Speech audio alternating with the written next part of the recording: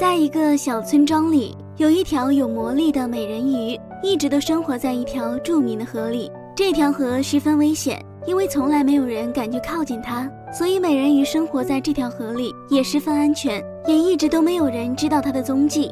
有一天，村子里有一个小女孩，因为太贪玩，她偷偷来到这条著名的河里玩耍，一不小心就掉进了河里。小女孩不会游泳，她在河里一直都在挣扎着，害怕自己会被淹死。就在这时，生活在河里的美人鱼发现有人掉了下来了，美人鱼就立马的跑过去，将小女孩救了起来，并把她带到了岸上。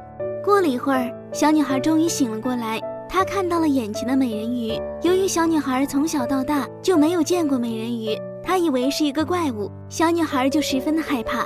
美人鱼看见小女孩特别害怕自己，便对小女孩说：别怕别怕，我不会伤害你的，因为你在玩耍的时候不小心掉进了河里，所以我才把你救了上来。天快黑了，你快回家去吧，别让你的父母担心。小女孩听了美人鱼的话，她才知道是美人鱼救了自己，还是自己的救命恩人。小女孩非常感激美人鱼，便开开心心地回家去了。有一天，小女孩为了想去感谢美人鱼的救命之恩，她在家里的储物箱里拿了很多东西，准备带上这些东西去送给美人鱼。小女孩离开了家里，独自一人走了出去。爸爸发现女儿很奇怪，还带了那么多东西，爸爸就很好奇女儿到底要去干什么，所以爸爸便偷偷摸摸地跟在女儿后面。小女孩来到了河边，美人鱼看见是小女孩时，也从河里走了出来。小女孩就与美人鱼一起坐在岸上聊聊天，一边聊天一边吃着东西。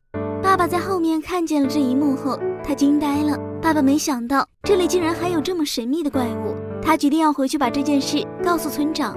后来爸爸就去把他看见的一幕全告诉了村长。村长以为是什么不祥之物，应该能拿去卖成不少钱，然后村长就准备与爸爸一起去河边看看这个怪物。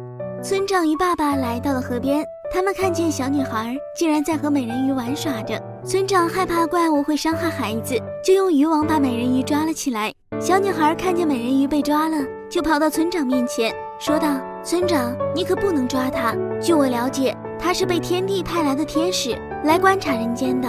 你要是抓了她，被天帝派来的天兵天将，我们可应付不过来。村长听了小女孩的话，立马就吓出了一身冷汗，然后就赶紧把美人鱼放回了河中，还了美人鱼的自由。从此，美人鱼和小女孩就这样成为了最好的朋友，他们俩彼此之心，十分快乐。好啦，本期故事就到此结束，我们下期再见喽，拜拜。